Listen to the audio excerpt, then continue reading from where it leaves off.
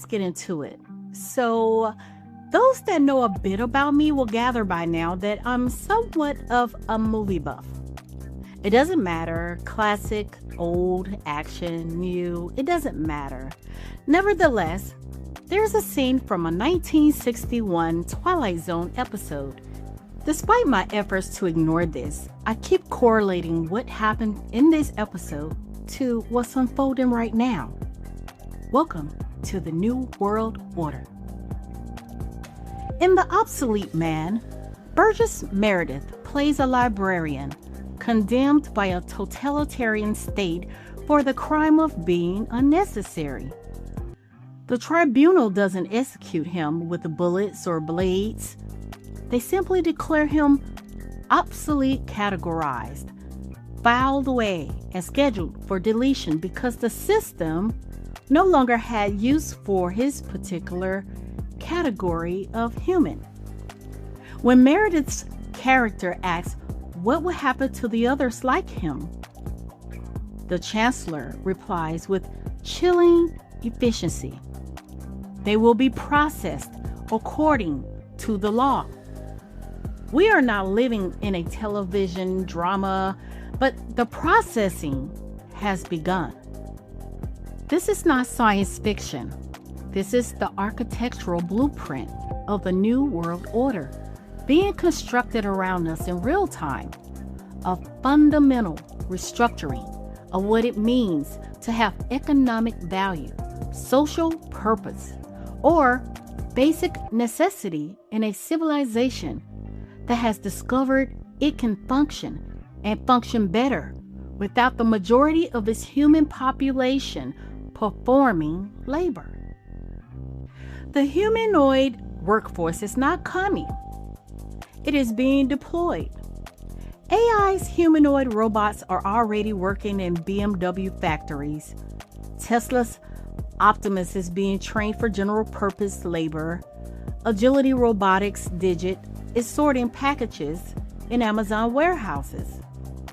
These are not prototypes in clean rooms. They are production models working alongside human workers, learning their jobs, recording their movements, and performing the physical tasks that have employed the working class since the Industrial Revolution. They don't tire, unionize, require health care, bathroom breaks, or dignity. And critically, they don't demand wages. They generate return on investments. The mathematics are brutal in their simplicity. A human warehouse worker costs approximately $35,000 to $45,000 annually in wages, plus benefits, insurance, workers' compensation, and the administrative overhead of human resources. A humanoid robot costs roughly $250,000 up front, requires electricity and maintenance, and operates continuously. The break-even point is approximately 18 months. After that, the machine generates pure surplus value, while the human generates pure cost. In the logic of late capitalism, this isn't a choice between compassion and efficiency. It is an inevitability encoded in quarterly earnings reports. But this transition extends far beyond warehouse automation. We are witnessing the mechanization of cognitive labor at a scale that makes the Industrial Revolution look like a minor adjustment. Large language models now perform legal research, draft contracts, analyze medical imaging, write code, generate marketing campaigns, and diagnose diseases. Goldman Sachs estimates that 300 million full-time jobs at risk of automation globally. The World Economic Forum predicts that while 85 million jobs may be displaced by AI by 2025, only 97 million new roles will emerge. A net positive in their accounting, but catastrophic displacement of 85 million people who possess skills that were, until recently, considered secure. The New World Order is categorized by this specific asymmetry. The elimination of human labor is occurring faster than the creation of new economic categories for humans to occupy. We are not simply changing jobs, people. We are becoming economically redundant. Consider the trajectory of human value over the past century. In the industrial model, human labor was the primary input, the resource that converted raw materials into capital. In the service economy, human interaction became the commodity, the emotional labor and cognitive processing generating value. But we are now entering the post-labor economy, where the prime input is artificial general intelligence, AGI, housed in humanoid forms. The human is being repositioned from producer to consumer to now nothing. A liability on the balance sheets of civilization. The repositioning is not occurring democratically. The architecture of this new world order is being designed by what we might call the cognitive elite, the top 50 wealthiest individuals on earth, the tech oligarchs and venture capitalists who control the platforms, the data, and the infrastructure of the future. When Mark Zuckerberg announces that AI will replace mid-level engineers at Meta, when Elon Musk predicts that AI will make employment optional, by which he means unnecessary, when Jeff Bezos automates the remaining human touches in Amazon's logistics chain, they are not merely making business decisions. They are authoring the social contract of the 21st century without consent from the signatories. The question of who determines this fate is not conspiratorial, it is structural. The concentration of wealth has reached a point where a handful of individuals control capital flow, exceeding the GDP of most nations. They fund the research labs. They own the robotics companies. What does obsolescence actually look like for the average person who doesn't own significant capital or control the algorithms within their systems? It looks like the gradual evaporation of economic identity. It is the recent college graduate with $100,000 in student debt discovering that entry-level positions in their field have been automated by AI tools. It is the 50-year-old truck driver facing autonomous vehicle technology that will render 20 years of experience worthless. It is the graphic designer watching Mid-Journey generate in seconds what used to require days of creative labor. It is the call center employee replaced by conversational AI that never loses its temper, never needs a mental health day, and never asks for a raise. The psychological impact of this displacement extends beyond unemployment. We are witnessing a collapse of traditional work ethics, which has organized Western civilization for 4 centuries. The belief that labor is virtuous, that work provides meaning, that economic contribution equals social worth. When the machines perform the labor, what is the human for? The New World Order offers no logical answer to this question. It provides only the market's verdict. You are not needed. This creates a crisis of legitimacy for the existing social order. The social contract of the 20th century was straightforward. Contribute labor, receive wages, participate in consumption, maintain stability. But when labor is no longer required, the entire edifice crumbles. We are already seeing the fractures. The rise of precarious gig work, the housing affordability crisis, the mental health epidemic among young people who cannot envision stable economic futures. And just yesterday, the president stated that he wanted to bring back insane asylums. Let that sink in.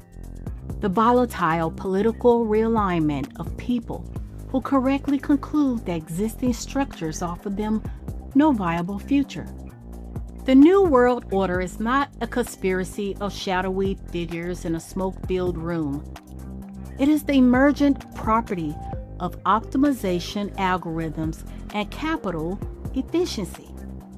It is the exhaustion point of an extractive model that drilled human potential to depletion, then declared the remaining husk obsolete compared to mechanical perfection. It is the transition from human capitalism to automated rentier capitalism, where value is generated by machines owned by a shrinking elite, and the masses are left to what? Universal basic income? Digital serfdom? Obsolescence. Yeah.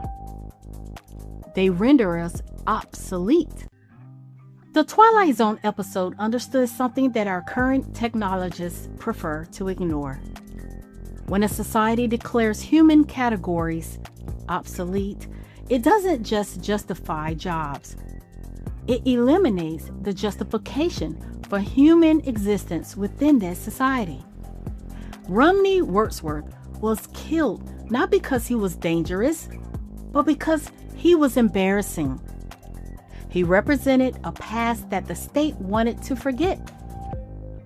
We are approaching a similar moment of cultural amnesia, where the working and middle class, the average person who cannot code, cannot invest, cannot adapt at the speed of technological change. It becomes an embarrassing reminder of a slower, less efficient time. The New World Order promises efficiency, abundance, and the end of drudgery. But it delivers these promises to a shrinking demographic. For everyone else, it offers a future where your children's economic value will be calculated against the operating cost of humanoids. And the humanoid will win. Where your expertise is constantly devalued by software updates, where your physical presence is replaced by digital interface, where your biological needs, food, shelter, healthcare, are treated as inefficiencies in a system optimized for return on investments. We are being processed according to the law of accelerating returns, of creative destruction, of capital's endless search for cheaper inputs. The tribunal is not a group of men in robes, but a spreadsheet. The chant of obsolete is not shouted by actors on a soundstage, but whispered in stock valuations and automation's timelines. The New World Order is here, people. It is the world where human value is no longer assumed, but must be justified against mechanical perfection. It is the world where the top 50 richest people determine the economic viability of billions. It is the world where the question is no longer, how do we ensure everyone has work? But rather, what do we do with all of these unnecessary people? And if I'm being honest, it almost feels like they're all laughing in our face, not caring about the long-term consequences so long as the dollar signs add up. Don't you feel that? And that is the question that should terrify us. Because in the New World Order, the answer is being written in code. And so far, the code doesn't include us. The world won't announce when it stops needing us. You can take that to the bank. There will be no alarms, no warnings, just fewer places for us to matter. Efficiency will replace effort. Speed will replace skills. And usefulness will quietly replace humanity in more ways than one. And I'm not trying to make this about fear of technology, people. Trust me. I'm talking about what happens when people are no longer the priority. Because the moment big corps decide humans are expendable, that calculus treating people as surplus will eventually bring their downfall. At least that's the hope. They themselves will be entrapped and destroyed by their own greed, rendering them obsolete, not humanity. And if there is still a line left to cross or a line left to draw, it is here. Before we forget how to say it, I'm telling you right now, I am not obsolete. Until next time.